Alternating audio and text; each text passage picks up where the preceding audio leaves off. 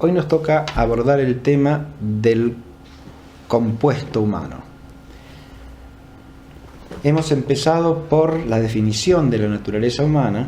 Eso nos ha llevado a centrarnos en la noción de persona, y a partir de aquí se plantea el problema de la constitución intrínseca de esa sustancia que es la persona humana. A esta sustancia es que estamos aludiendo bajo ese nombre de compuesto, el compuesto humano.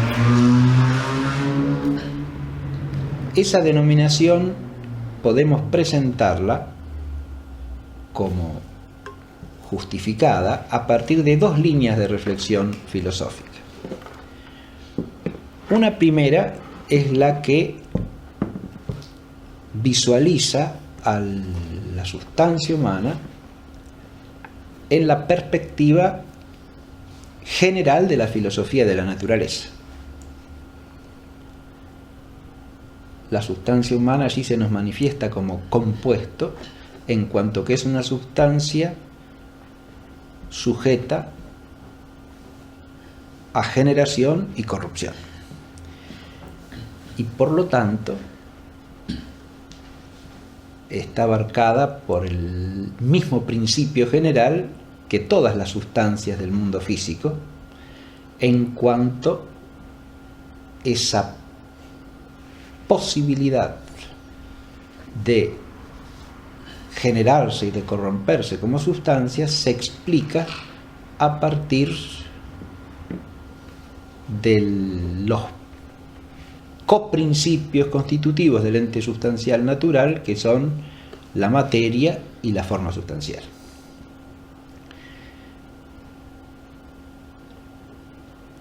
La otra línea de fuerza tiene que ver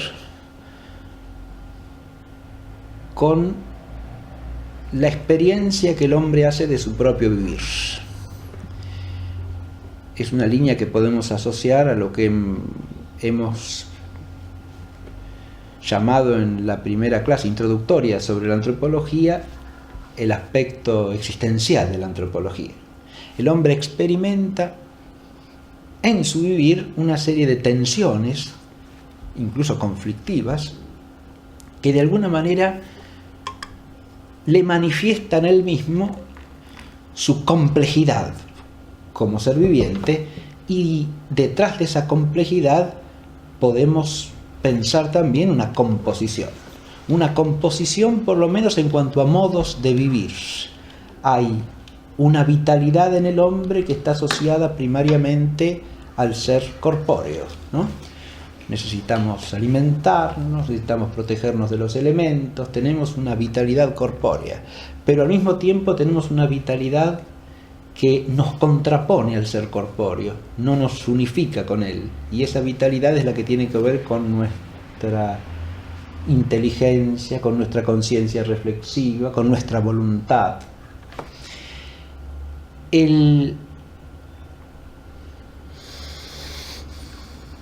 Estas dos... La composición con que nos encontramos aquí es la que podríamos llamar composición de vivir corporal y de vivir espiritual. Estas dos líneas de fuerza, sin embargo, reflexionadas cada una de ellas, convergen claramente.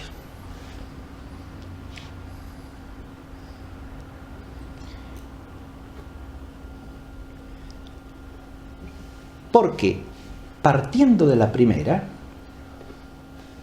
cuando nos ponemos a analizar las actividades u operaciones propias de esa sustancia compuesta que es el hombre, desembocamos en la afirmación de que ciertas operaciones, en virtud de los objetos que poseen, presuponen una naturaleza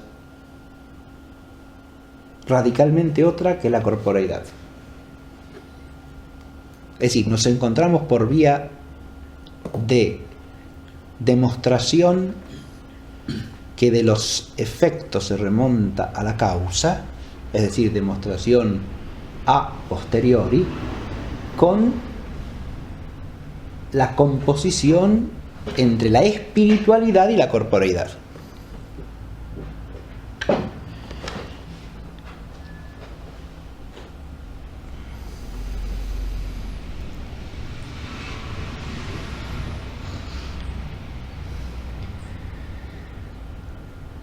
Que de alguna manera se nos daba fenoménicamente o empíricamente en la otra vía. Pero reflexionando a su vez en la otra vía, en la vía de la experiencia del vivir,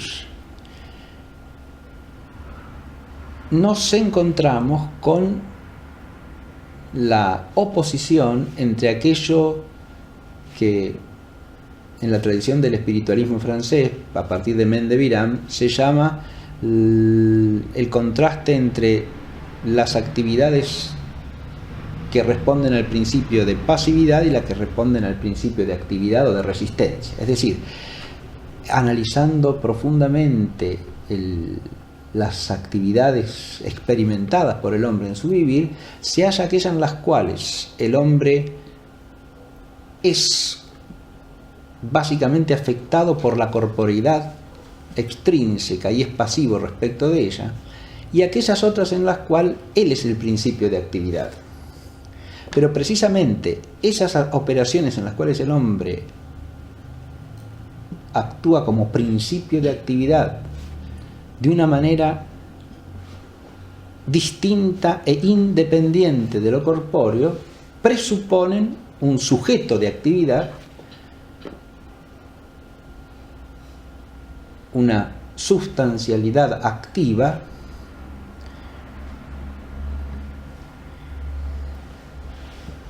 y esto nos remite, desde un punto de vista realista, a la necesidad de entender cómo esa sustancialidad activa, siendo una sustancia en su conjunto, presenta el doble fenómeno de la pasividad corpórea y de la actividad no corpórea, con lo cual tenemos que entenderla como una sustancia también compuesta de coprincipios que nos permitan explicar esa dualidad fenoménica.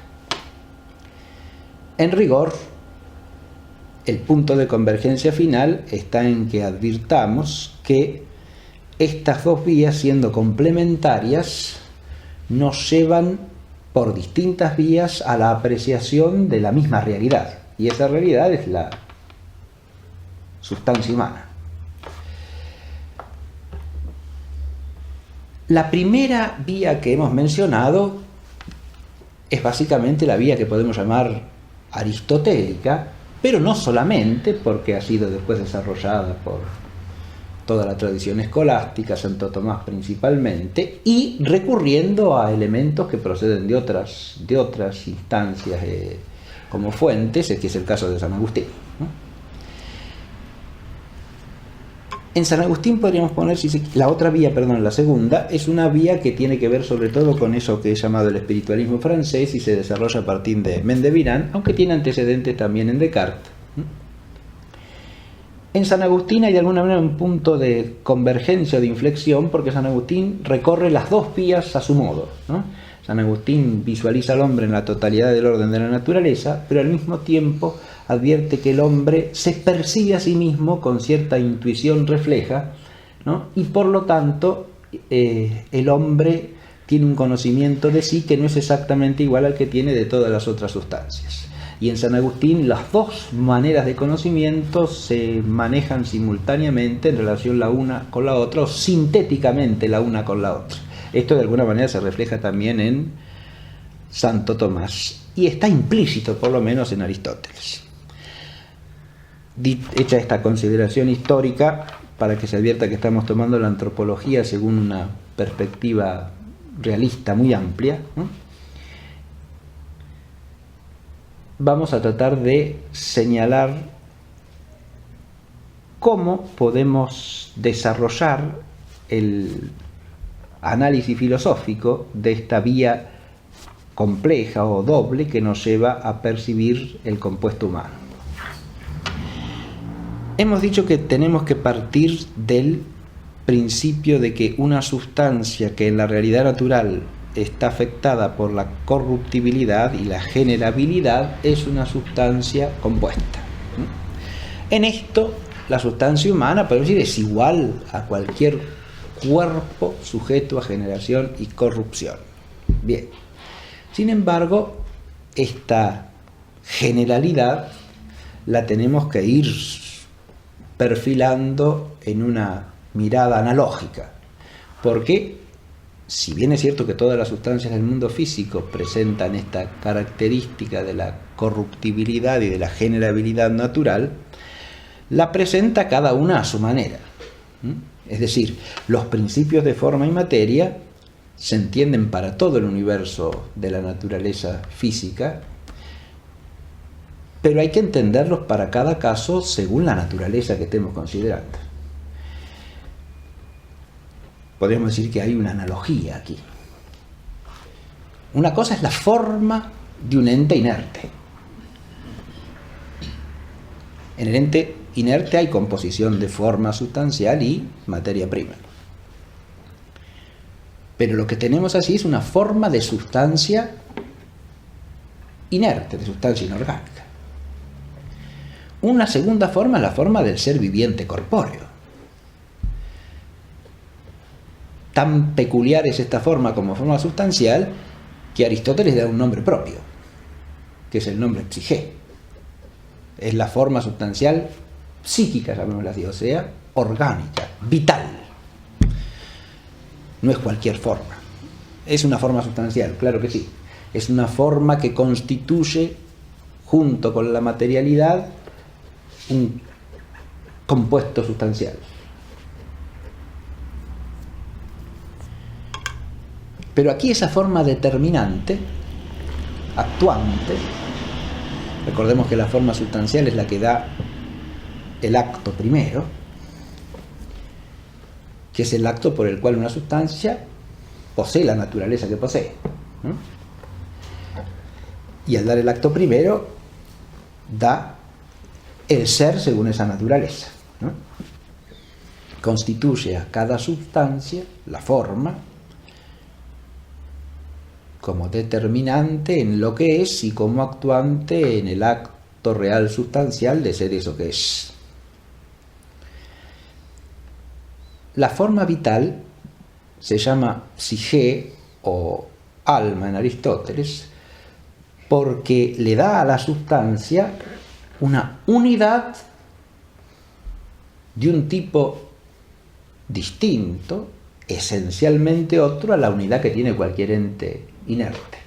Le da una unidad que es una unidad orgánica, una unidad en la cual todas las partes están estructuradas, organizadas en relación con la función que tienen que cumplir al servicio del todo. Y esto solo lo hace una forma vital. Por eso dije de entrada que cuando hablamos de la composición ilemórfica tenemos que tener en cuenta que atraviesa géneros distintos de ente y por lo tanto hay que entenderla de un modo analógico. Cuando llegamos al hombre, si bien nos encontramos con una sustancia corpórea viviente, nos encontramos a su vez con una sustancia corpórea viviente sui generis, es decir, de un género distinto a cualquier otro. De modo que no hay por qué pensar aquí en la forma como una forma exactamente igual a todas las demás. Esta singularidad del viviente humano es algo que podemos analizar en las dos perspectivas, en la visualización objetiva y en la de la experiencia que el hombre tiene de sí. Acá tenemos un primer nudo de convergencia, podemos decir, donde aparece la singularidad de la sustancia humana como sustancia viviente.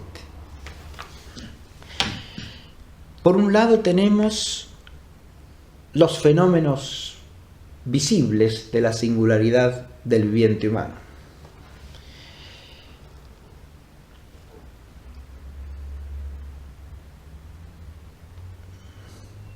Estos están asociados de ordinario a propiedades del hombre, pero son fenómenos que afectan incluso a la corporeidad humana.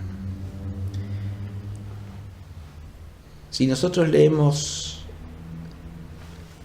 a Cicerón en el De Legibus, podemos hacer referencia a una serie de características que destaca Cicerón en el cuerpo del hombre para afirmar o para mostrar, manifestar y por lo tanto dar pie a la inteligencia humana a reconocer lo que él llama una singularidad del hombre entre los seres del mundo, y que asocia él a su vez a su doctrina del origen no terreno del alma humana. El alma humana está asociada a los seres celestiales y no al mundo terreno, según la doctrina ciceroniana, y Cicerón hace hincapié en que eso se manifiesta hasta en el cuerpo del hombre. Primero, en su disposición erguida, ¿no?, como naturalmente dispuesta para que el hombre mire de un modo racional y pueda elevar la mirada hacia lo alto.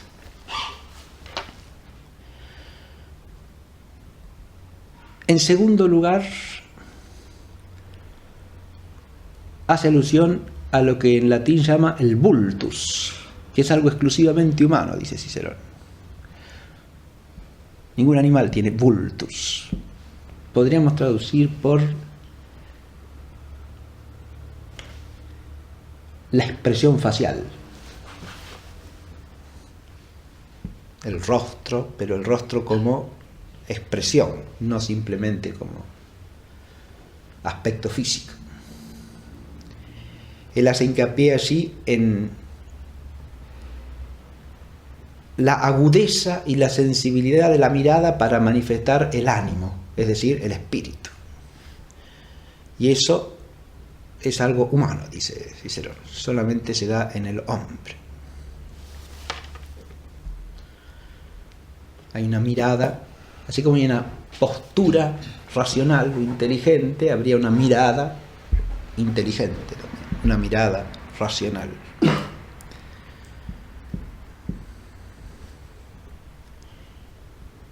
Y la tercera cosa a la que hace alusión es a la voz modulada del hombre. Tercer rasgo de su ser corpóreo, que le es singular y que lo manifiesta como un viviente totalmente distinto, totalmente otro.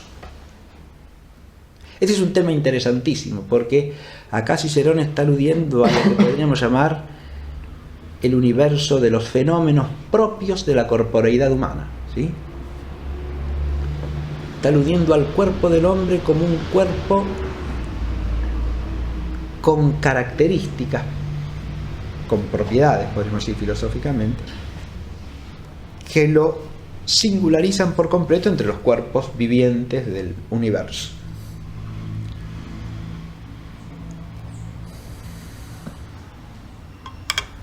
Esto se podría extender más allá del análisis que hace Cicerón, o se podría enfocar de otra manera. Uno podría aludir a la gestualidad humana, a la risa, que no menciona Cicerón, pero que sí menciona a Aristóteles como una propiedad del hombre, ¿no? Fíjense que la risa tiene que ver probablemente con el vultus del que habla Cicerón también, porque es un gesto o una expresión típicamente racional, ¿no? Cicerón lo vemos bien desde el punto de vista de la mirada, pero lo podríamos enfocar también desde el punto de vista de toda expresividad gestual en la que se manifieste la racionalidad del hombre, ¿no? Hay quienes hacen hincapié en la racionalidad de la mano como instrumento de la inteligencia humana también. Instrumento gestual, pero también instrumento de dominio racional de las cosas, de la realidad. La mano del hombre es una mano laboriosa porque es una mano inteligente.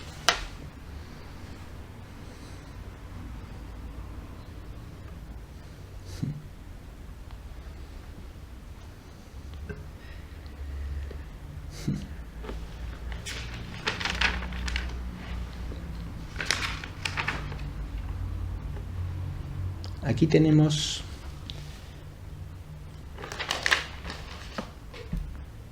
un aspecto de la realidad del hombre que manifiesta sus singularidades, en esto quiero hacer hincapié, ¿no? Y nos hemos quedado simplemente con lo que es el cuerpo del hombre. Es decir, estamos hablando de una singularidad del viviente humano ya manifestada en su tipo de corporeidad. Podríamos decir también que el modo en que el hombre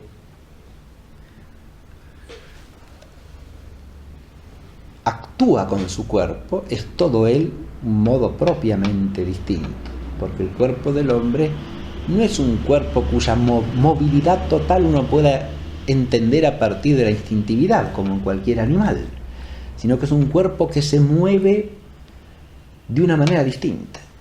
Tiene un andar racional y tiene movimientos que no se explican sino a partir del control de la voluntad.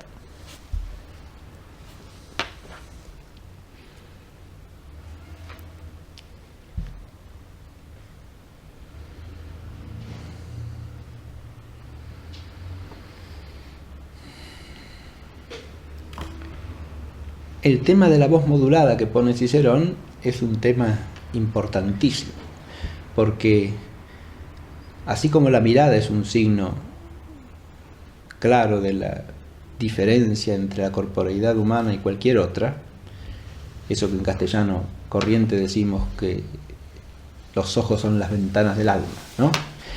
Así lo mismo pasa con la voz. La voz también es una manifestación del espíritu, incluso analizada desde un punto de vista físico, porque la voz humana es una voz en la cual hay eso que Cicerón llama la modulación, podemos llamar la articulación, y esa articulación a su vez asociada a una musicalidad arbitraria que no se puede explicar de nuevo sino por otro modo de vida. Hay animales con voz, pero la voz que se da en otros animales es una voz regulada por el instinto y por lo tanto homogénea para cada especie y repetitiva en todos los individuos de la especie. En cambio, la voz humana es una voz, primero, que se articula a voluntad, es decir, está hecha de un conjunto de combinaciones de sonidos, de fonemas articulables por el aparato fonador humano, pero que se articulan según lo que podríamos llamar un primer arte, es decir, un arte, una elección, una selección de fonemas que se da diversamente según el pueblo y según el idioma, ¿no? Y esa selección de fonemas es ya un fenómeno sorprendente dentro del mundo de las voces. No existe otra voz como esa. Es una voz distinta, singular. Es una voz articulada, es una voz modulada también en cuanto a su melodía de una manera arbitraria. Las dos cosas suponen la racionalidad. Esa combinación arbitraria de fonemas que da origen a la diversidad de lenguas humanas, a la diversidad de idiomas entre los pueblos, lo mismo que la diversidad de entonaciones de las lenguas humanas, reflejan la peculiaridad total de esa voz modulada que alude Cicerón. Pero si dejamos de concentrarnos exclusivamente en la corporeidad y aludimos a todos los efectos propios de la sustancia humana en el conjunto de la naturaleza en torno, esa singularidad se hace claramente visible también, ¿no? Recordemos los fenómenos que clásicamente suelen referirse a este respecto, de cómo el hombre tiene una capacidad de transformar y ordenar el medio natural o de someterlo a sus designios, que es totalmente singular en el universo. A esto se refiere, por ejemplo, el famoso coro de la Antígona de Sófocles, en que se habla de lo admirable que es el hombre en relación con la naturaleza y cómo su ingenio le permite de alguna manera sobreponerse a los elementos a través de la construcción de viviendas, a través de la construcción de navíos que le permiten surcar los mares, ¿no?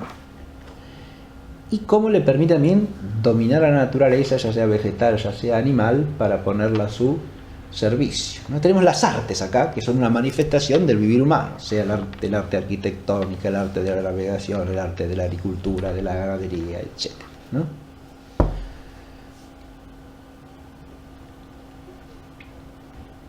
El otro día de pasada veía una escena de una película donde hay unos personajes que son presuntamente simios, pero que van andando a caballo, ¿no? Entonces uno dice, eso obviamente es un hombre con aspecto de mono, pero es un ser humano porque domina el caballo, ¿no? Entonces usted tiene ahí lo que salta enseguida, inmediatamente lo que choca en una escena como esa es la incongruencia entre lo que hace y el aspecto, ¿no? Porque si uno lo ve cabalgando, es un hombre, aunque tenga aspecto de mono o de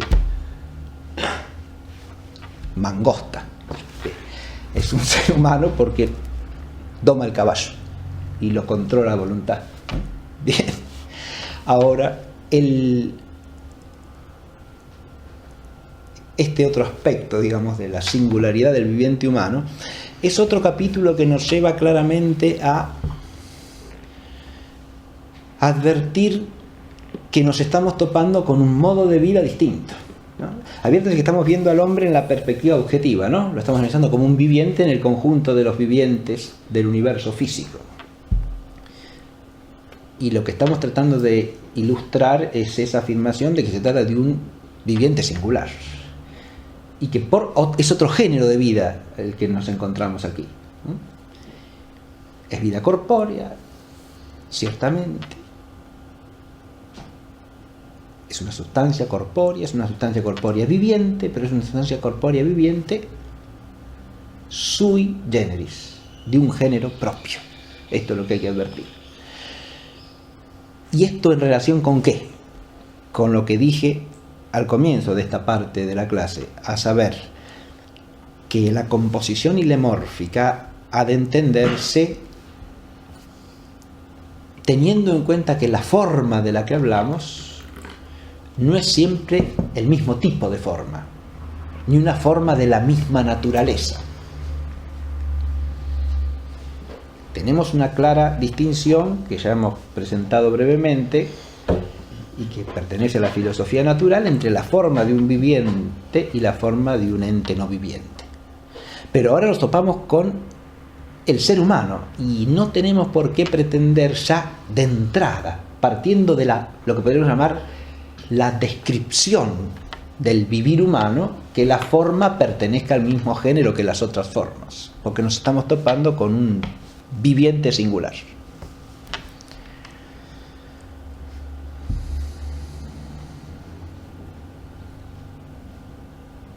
Aun cuando nos reduzcamos a considerar su corporeidad y los efectos que ese vivir producen en relación con el mundo físico en torno. Tiene un modo de actuar su cuerpo y tiene un modo de relacionarse con el entorno físico que lo singularizan y lo distinguen de cualquier otro viviente. No solo de un modo específico, sino de un modo genérico. Nos estamos topando acá con otro género de vida, con una vida distinta. Ahora, esto es lo que reconoce claramente la perspectiva jerárquica y analógica aristotélica cuando distingue del vivir vegetativo y del vivir sensitivo el vivir racional. Hay un vivir racional y este es el propio del hombre, ¿no? Enfocándolo desde una perspectiva, digamos así, fenomenológica, uno puede mostrar toda la riqueza de experiencia que está detrás de esa afirmación de Aristóteles, ¿no? Que era un gran conocedor de la naturaleza, era un naturalista de vocación, ¿no? Le encantaba analizar el vivir de los animales, su estructuración orgánica, las partes, los organismos. Y era un hombre que reflexionaba constantemente sobre el mundo de los seres vivos. detrás de esta apreciación de la singularidad del vivir humano hay toda una enorme riqueza de experiencia. Ahora, esa riqueza de experiencia se acrecienta si nosotros la tomamos a la experiencia en toda su totalidad, no como experiencia meramente de percepción del fenómeno humano, como se puede percibir cualquier otro fenómeno de la naturaleza, sino de captación refleja que el hombre tiene de su propio vivir, ¿no? Acá tenemos otro horizonte de experiencia que converge con este, porque al experimentar su propio vivir, el hombre, como ya dijimos al comienzo de la clase, experimenta cierta complejidad, y no una complejidad cualquiera, sino una complejidad con una estructura que hasta cierto punto podríamos llamar tensional, ¿no? Tensiones entre lo exterior y lo interior, entre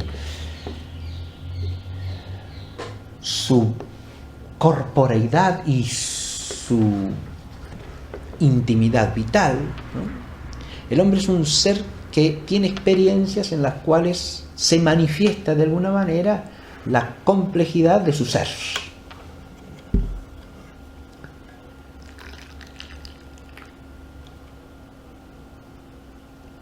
Tengamos en cuenta algunas de estas experiencias para que se entienda a qué aludimos con esto, ¿no?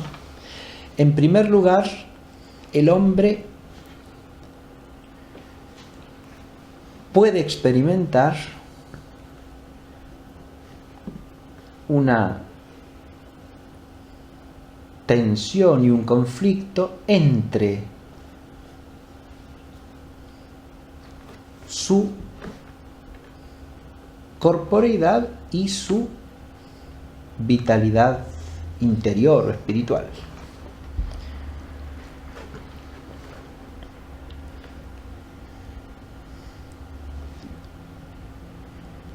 Esto nos habla de una complejidad esencial en el hombre, es decir, de una complejidad que no se deja reducir ni a lo uno ni a lo otro. Podemos experimentar humanamente qué es estar en un espacio, qué es estar en un lugar, porque nuestro cuerpo de alguna manera nos localiza siempre, ¿no? Por ser corpóreos tenemos lugar. Un lugar circunscriptivo, un lugar más amplio. Estamos en un lugar. Y estamos en un lugar queramos o no queramos. Y ahí viene otro aspecto. Cuando dije queramos o no queramos, surge un aspecto del vivir humano, fácilmente captable en la conciencia reflexiva de la experiencia, que viene de otro lado. Porque yo puedo querer o no querer estar en el lugar en que estoy. ¿Y cómo es eso? Un cuerpo que existe adecuadamente en un lugar no puede querer o no querer estar en el lugar, porque está en el lugar y se acabó. Es decir, un viviente que existe solo para el lugar, cuando está en el lugar no puede experimentar eso que yo acabo de decir, querer o no querer estar en el lugar. Puede ser que haya un lugar que le resulte incómodo y del cual tienda a huir, pero eso no es querer o no querer estar en el lugar. El animal puede estar en un lugar que lo amenaza y escapa. Bien, pasa a estar en un lugar menos amenazante, ¿no? Pero no puede darse en el animal que quiera o no estar en el lugar. En cambio sí se da en el hombre, ¿no? Que puede estar en un lugar y sin embargo, con su actividad interior, estar más bien en otro lugar. Es decir, tiene su mente puesta en otro lugar, no en el lugar en el que está. Tiene su espíritu en un lugar y su cuerpo en otro, por decirlo de alguna manera, ¿no? Eso es otro fenómeno que podemos experimentar fácilmente, ¿no? En una clase puede haber un estudiante que está ahí sentado, pero uno se da cuenta que por la mirada, por la actitud del cuerpo, está en otro lado, ¿sí? ¿Dónde está?, le pregunta uno. ¿Dónde está? ¿Dónde se fue? O un padre que le ve al hijo que está totalmente ido del lugar, está ido, no está en el lugar en que está, ¿no? Y dice, ¿dónde está? ¿Dónde está? ¿En qué estás pensando? ¿No? Porque está en otro lado, no está ahí donde parece estar, ¿no? Está, pero no está. Bien. Este tipo de fenómenos, fíjense ustedes, estoy aludiendo a que también lo podemos visualizar como un fenómeno objetivo, ¿no? Porque lo ve el maestro respecto al estudiante, lo ve el padre con respecto al hijo. Pero ahí, fíjense que lo ve por connaturalidad, ¿no? Se da cuenta porque él también lo experimenta eso. Percibe a través de lo exterior el interior porque lo tiene en sí, ¿no? Por connaturalidad se da cuenta de lo que le pasa al otro, que está ahí pero no está, ¿no? Estos fenómenos, digamos, de tensión entre los aspectos distintos del vivir humano, a veces se dan también de una manera más conflictiva, ¿no? Aunque este caso que yo digo encierra cierta conflictividad, dependiendo de en qué consiste ese estar en otro lugar, ¿no? Pero hay aspectos en los cuales se da de una manera más tensa, ¿no? Porque uno puede experimentar, por ejemplo, la exterioridad o la ajenidad de cierta necesidad propia del vivir corpóreo en relación con la necesidad del vivir espiritual, como cuando uno está profundamente interesado en una cierta actividad del espíritu y siente que el cuerpo está requiriendo descanso, por ejemplo, ¿no?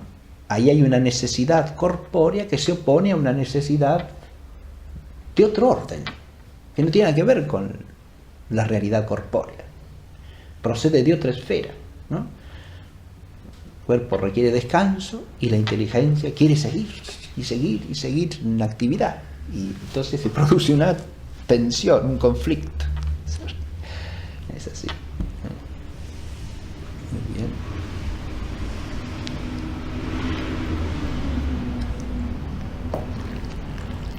Estos fenómenos, ahora que aparecen en la experiencia reflexiva del hombre,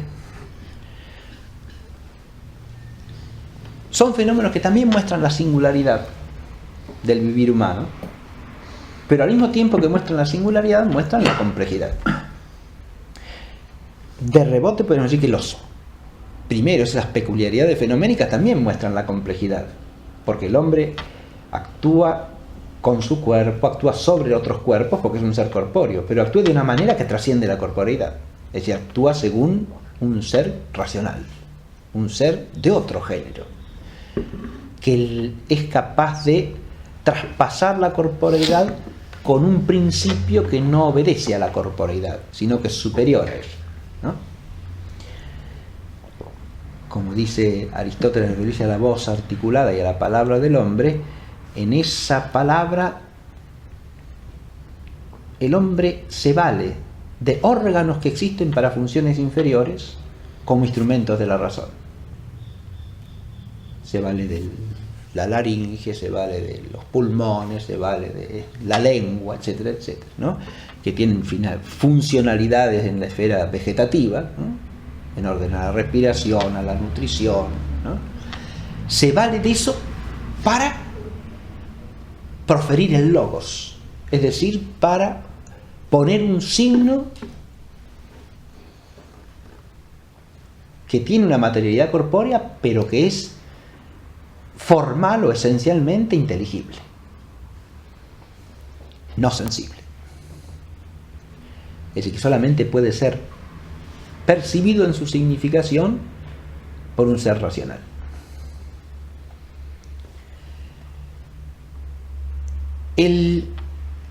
Ese fenómeno se da también cuando el hombre con su actividad, a través de sus manos, transforma la realidad del entorno, ¿no?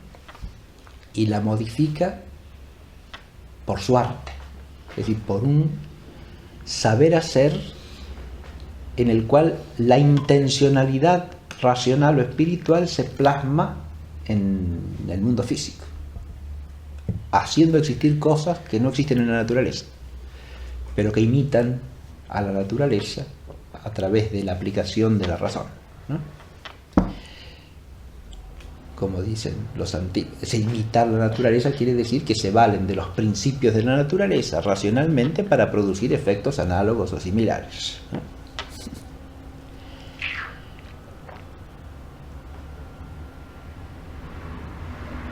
he vuelto a esto para que se advierta cómo entre la línea objetiva y la línea que podríamos llamar experimental vital se puede establecer una síntesis clara si uno advierte que estamos tratando siempre del mismo ser, ¿no?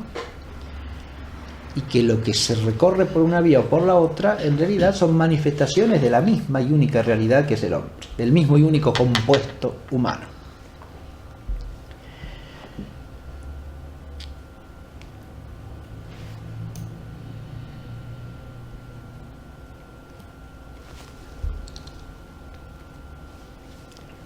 Si nosotros nos centramos en la línea de reflexión objetiva, partimos de reconocer en el hombre una composición ilemórfica. Partimos también de advertir que esa forma sustancial es una psique, un alma en cuanto que es un principio vital, ¿no? Pero después de todo lo que acabamos de decir, es claro que tenemos que preguntarnos, por lo menos filosóficamente, de qué naturaleza es ese principio vital, ¿no? Es decir, no es un principio vital cualquiera. Si nosotros no cometemos el grueso error de pasar por alto la singularidad del vivir humano, tenemos que preguntarnos cuál será la naturaleza de esa forma sustancial, de ese principio vital formal, ¿no?, que es el alma humana. El problema del alma humana es un problema clásico en la filosofía, porque ya lo plantean los antiguos griegos de manera formal, ¿no? Platón dedica todo un diálogo que se llama Fedón a la pregunta ¿qué es el alma?, ¿verdad? ¿Qué es el alma? Eso. Bien. Platón, en su perspectiva filosófica, sabemos, tiende a dar por sentado que el alma humana no es de la naturaleza de los cuerpos. En el Fedón lo que trata es de encontrar una fórmula definitoria que le permita expresar eso a partir del análisis de la realidad del hombre como un ser en el cual hay alma y hay cuerpo. Pero ¿qué es lo que entendemos por alma en el cuerpo viviente?, ¿no? Esto es más bien que sea el alma en general, ¿no? Pero en realidad Platón lo plantea para el alma humana. ¿Qué sea el alma en general? Si nosotros nos atenemos a la definición de Aristóteles, el alma es la forma sustancial del viviente. Muy bien. O, como dice también Aristóteles, el acto primero o la entelequia primera de un cuerpo orgánico que en potencia tiene vida. Acá el acto primero hay que entenderlo obviamente como sinónimo de la forma sustancial, es decir, la determinación que le da a una sustancia el ser de tal o cual naturaleza, ¿no? No confundirlo jamás con las operaciones, eso quiero decir. Pero esta fórmula es general y se aplica a todo principio viviente, ¿no? El alma humana es entonces el acto primero de la sustancia humana, el acto por el cual la sustancia humana es la sustancia que es. Por lo tanto, tenemos que presuponer que su naturaleza es tal que nos permite dar cuenta como acto primero de todas las operaciones que se dan, ¿no? Acá está el principio fundamental de que tenemos que partir. La operación es posterior al ser, ¿no? Ahora bien, para llegar a entender la naturaleza del alma, nosotros podemos hacer el camino que va de las operaciones al ser, pero aplicando el principio de que la operación es posterior al ser. Y por lo tanto, si me encuentro con una operación que es de una naturaleza irreductible a la materialidad o a la corporeidad, tengo que presuponer un acto primero de esa misma naturaleza, porque la operación sigue al ser. Esta es la línea que recorre Aristóteles, ¿no? y que profundiza la tradición escolástica. Al analizar las operaciones humanas, encontrar operaciones que son esencialmente trascendentes de la corporeidad, porque su objeto trasciende la corporeidad, y así son las operaciones del entender y del amar.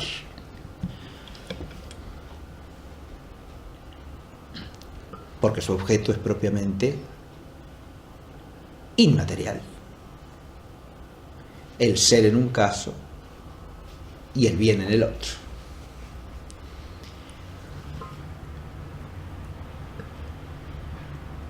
Y a partir de esa objetividad realmente captada por una operación que trasciende la materialidad, tenemos que llegar a una forma cuya naturaleza trasciende también la materialidad.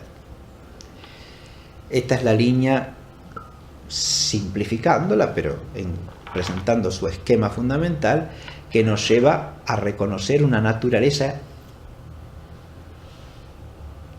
no material y no reductible a la materia en el alma humana, en la forma sustancial del hombre. Decimos que es una forma espiritual, es el término que suele usarse para referirse a esto, ¿no? A esta trascendencia óntica esencial respecto del universo de lo corpóreo, de lo material.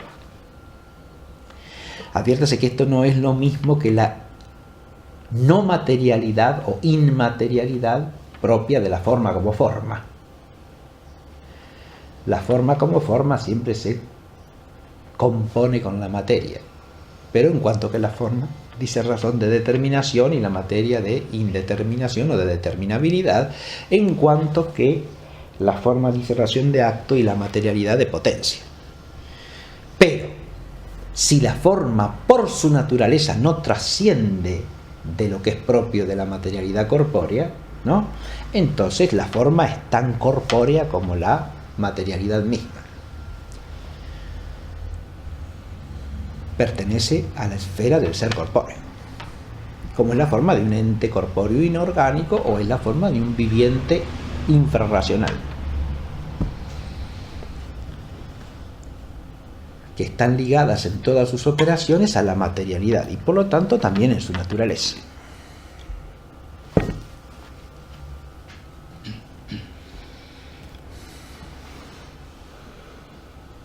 Ahora,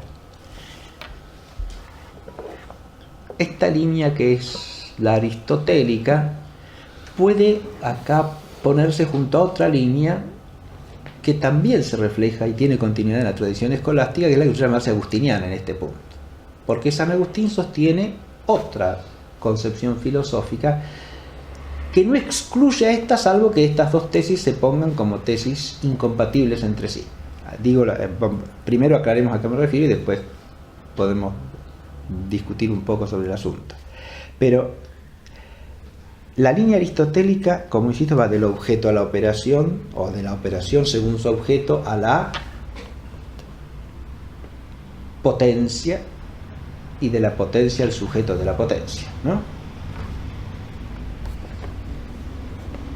Partiendo siempre del principio que hemos dicho, según el cual la operación sigue al ser, y por lo tanto sí. Para que exista una operación de cierta naturaleza tendrá que existir un ente de cierta naturaleza, ¿no? Para que el acto segundo, que es la operación, sea de cierta naturaleza, tendrá que serlo antes el acto primero, que funda la potencia de operar y la operación misma, ¿no? Pero San Agustín sostiene de alguna manera que el alma humana se percibe a sí misma por cierta intuición espontánea. Si una cosa es que podamos filosóficamente demostrar la espiritualidad por esta línea, ¿no? Y otra cosa es que digamos que el alma es algo espiritual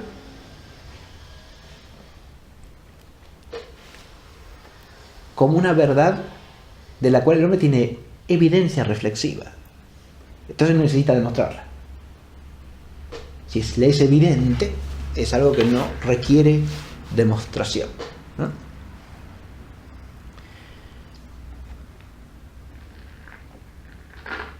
Esta línea reaparece, dije, en la escolástica también, en el caso de San Buenaventura, ¿no? San Buenaventura de esto también es agustiniano. Hay una cierta evidencia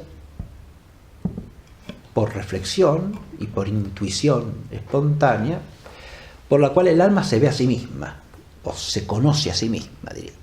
No que se conoce a través de un camino reflexivo por modo de ciencia, que partiendo de cierto principio y componiendo ese principio con una realidad, ¿no?, experimentada, se remonta del efecto a la causa, aplicando el principio, ¿verdad? Sino que habría una cierta percepción de esa realidad, ¿no?, que nos la hace percibir como lo que es, sin más. Habría una intuición refleja, ¿no?, por la cual el alma se puede conocer a sí misma y tiene la evidencia de su ser no corpóreo, de su ser espiritual.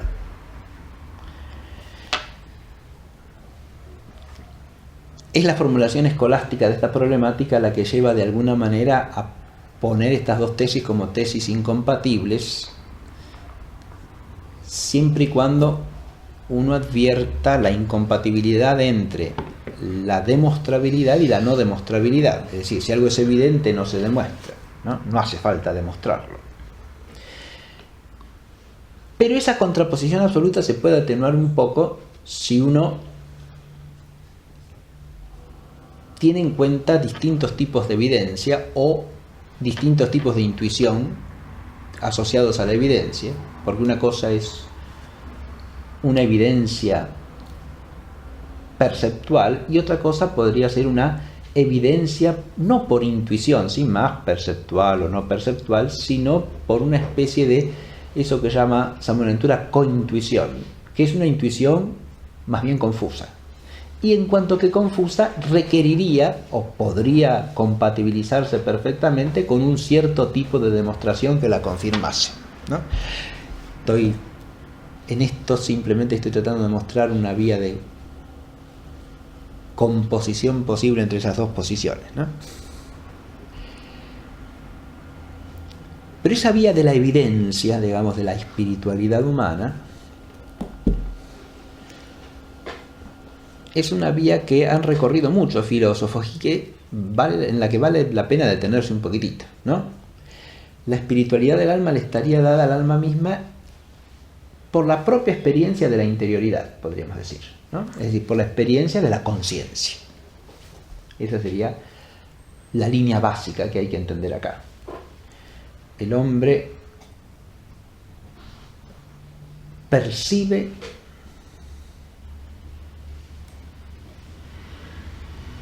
no sensiblemente, sino intelectualmente, su propia actividad espiritual.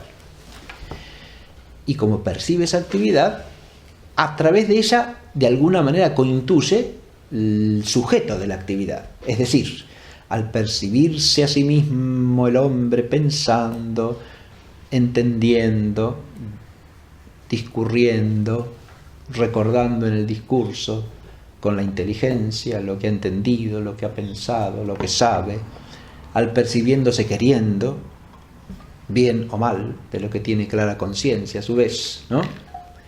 Y de lo que se puede a su vez en la memoria espiritual inteligente sentir en paz o sentir en culpa, ¿no?, etcétera, etcétera. A través de todos los fenómenos que son propios de la vida del espíritu, el hombre se percibe actuando con una operatividad que es de otro orden que aquella que percibe cuando actúa corporalmente, físicamente, ¿no? Digamos que ahí hay algo que, si nosotros lo remitimos a la reflexión de la conciencia, parece bastante claro, ¿no? Porque una cosa es el sentir de la propia corporeidad y otra cosa es la reflexión sobre la propia actividad intelectual y volitiva, ¿no? Son dos aspectos distintos de la experiencia que el hombre tiene de sí. Más aún, adviértase que la corporeidad espiritual del hombre, o sea, el cuerpo en cuanto sujeto a la razón y a la voluntad, más bien parecen formar parte de un tipo de experiencia que es el primero, o sea, de la conciencia, mientras que cuando al hombre le pasa algo en su cuerpo, simplemente lo padece, no lo actúa, ¿no? Eso es una experiencia de un orden totalmente distinto, ¿verdad? No es algo que yo hago, es algo que yo sufro, que yo padezco, ¿no? Aunque sea de mi propio cuerpo. Me viene el dolor de estómago o el dolor de muela. No lo hago yo, como el acto de mi voluntad, o como el movimiento de mi mano que yo opero consciente y voluntariamente. En esto, esa contraposición que hace Mendebirán y los autores que lo siguen entre la pasividad y la actividad en la conciencia, o los fenómenos de resistencia como un límite que la propia conciencia y la actividad interior del hombre le pone a lo que le viene de fuera, ¿no? Eso lo analiza, por ejemplo, Berzón también en relación con la memoria, ¿no? Al distinguir una memoria mecánica de una memoria vital y por lo tanto activa, ¿no? Como dos tipos de actividad psíquica totalmente distintos que proceden de centros distintos, digamos. Hay uno que procedería de la pasividad mecánica del cuerpo en relación con el mundo físico que lo rodea, mientras que hay otro acto de la propia memoria que procede de la interioridad actuante de la persona como espíritu, ¿no? Estos fenómenos son a su vez hechos de los cuales uno puede pasar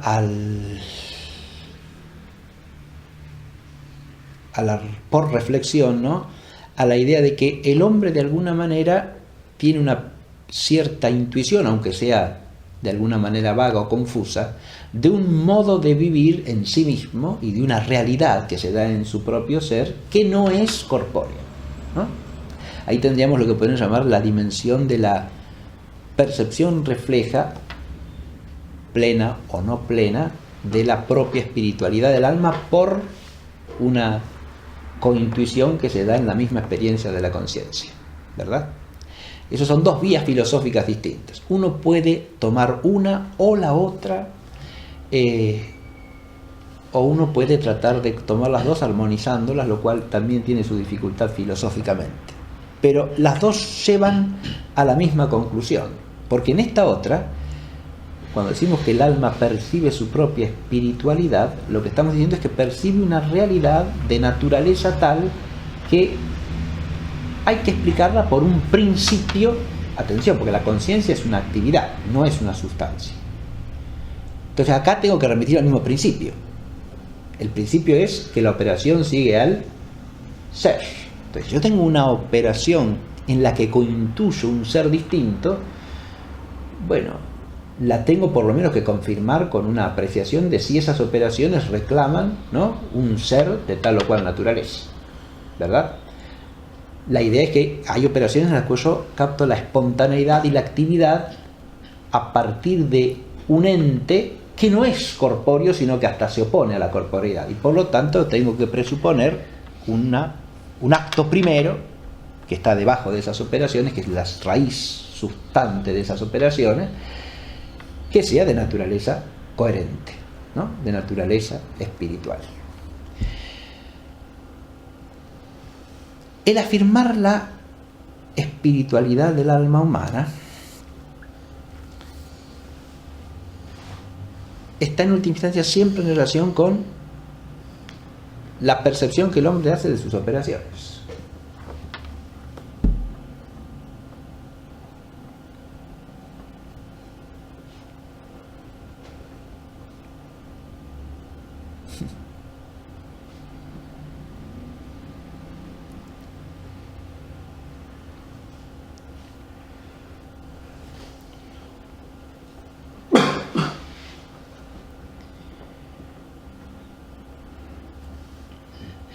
Si nosotros tomásemos la noción de que el hombre intuye sin más la espiritualidad de su propio ser, entonces estaríamos diciendo que hay cierta actividad en el hombre por la cual éste puede ver directamente su ser espiritual, ¿no? Esto ya es mucho más difícil de afirmar, ¿no? Que el hombre vea su propio ser espiritual como de modo espontáneo percibe su propia corporeidad, ¿no?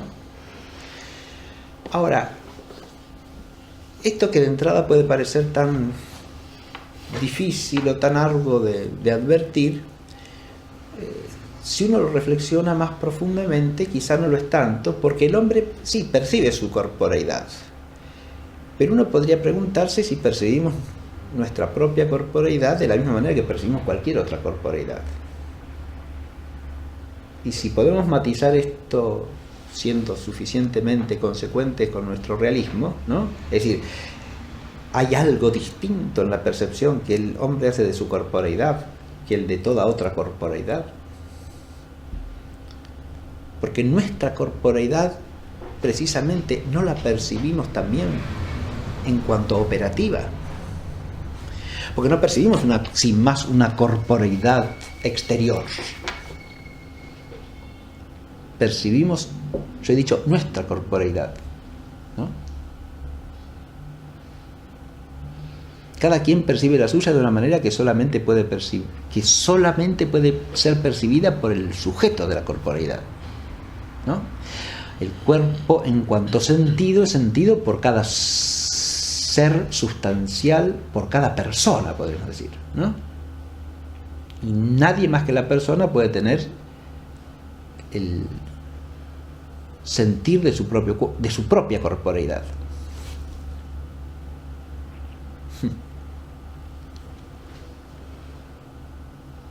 ¿Por qué? Y porque percibimos también la corporeidad desde nuestra subjetividad viviente, ¿no?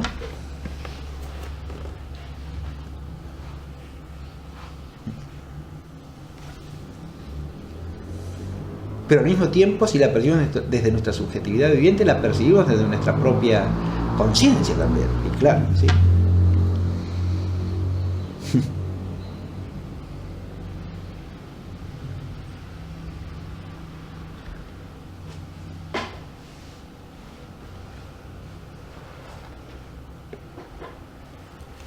Este es un tema también interesantísimo porque nos muestra que ese doble enfoque que hemos dicho de la antropología se da incluso con respecto a la corporeidad humana.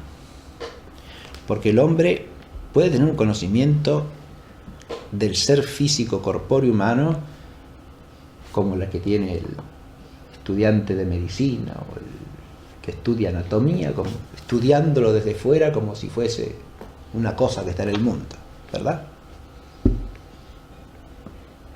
Disecando cadáveres, por ejemplo, ¿no? O estudiando los tejidos, mirándolos con el microscopio,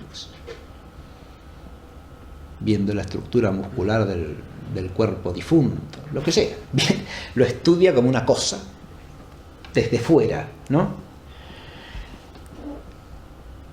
O estudia el cuerpo viviente también, el médico trata de encontrar los signos que le dicen si la persona está sana, si está enferma, qué enfermedad pueda tener, etc., ¿no?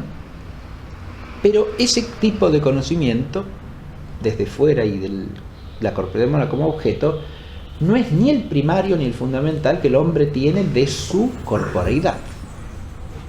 Es parte del conocimiento de la corporeidad humana, pero no es todo, de ninguna manera. Porque ahí lo que está excluido es la experiencia que cada quien tiene de su corporeidad. A este respecto hay una apreciación muy interesante en otro filósofo que no he mencionado, que es Rosmini, un gran filósofo italiano del siglo XIX. Antonio Rosmini dice a este respecto una cosa muy interesante. Rosmini dice que De hecho, a todos los cuerpos que no son nuestro propio cuerpo, los percibimos gracias a que sentimos nuestro propio cuerpo. ¿Qué quiere decir con esto?